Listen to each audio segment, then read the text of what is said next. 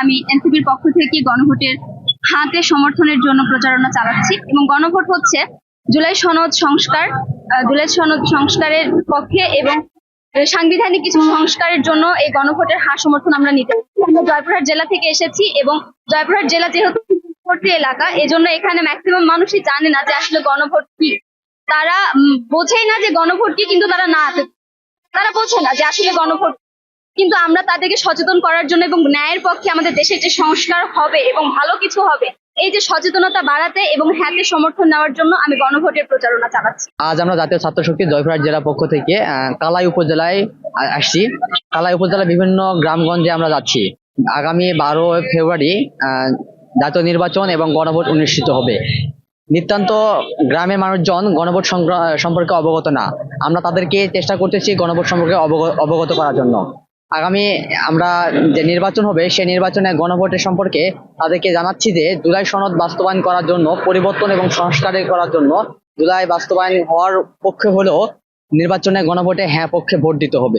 আগামী 12 ফেব্রুয়ারি আসন্ন ত্রয়োদশ জাতীয় সংসদ নির্বাচন এবং গণভোট নির্বাচন অনুষ্ঠিত হবে। এখানে অনেকেই যারা এমপি পদপ্রার্থী এসব জানে, কিন্তু আমাদের গণভোট সম্পর্কে অনেকেই অজ্ঞত। আমাদের উত্তরাঞ্চলে সীমান্তবর্তী অঞ্চল হওয়ার কারণে অনেকে এ বিষয়ে অজ্ঞত।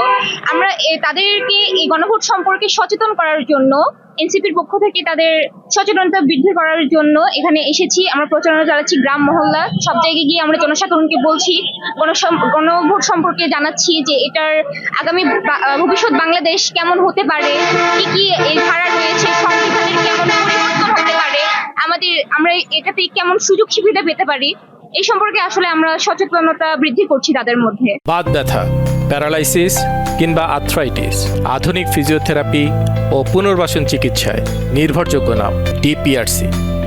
কোনো ভোট একটা প্রতীকের ভোট, কোনো ভোটে হ্যাঁ দিবেন, জুলাই সনদ বাস্তবায়ন হবে, পাশাপাশি দেশের সাংবিধানিক আমাদেরকে জুলাই সনদ বাস্তবায়ন হবে, পাশাপাশি একজন পরিবারের বেশি সরকার করতে পারবে না, বুঝছেন? হ্যাঁ, তারপরে এই যে স্বৈরাচার তৈরি হয়ে গেছিল বাংলাদেশে 17 বছর ধরে, এটার ভবিষ্যতে হইতে পারবে না, হইতে পারবে না। তত্ত্বাবধায়ক সরকার আসলে প্রতি 5 বছরের নির্বাচন দিতে হবে, ছেড়ে নির্বাচন দিতে হবে,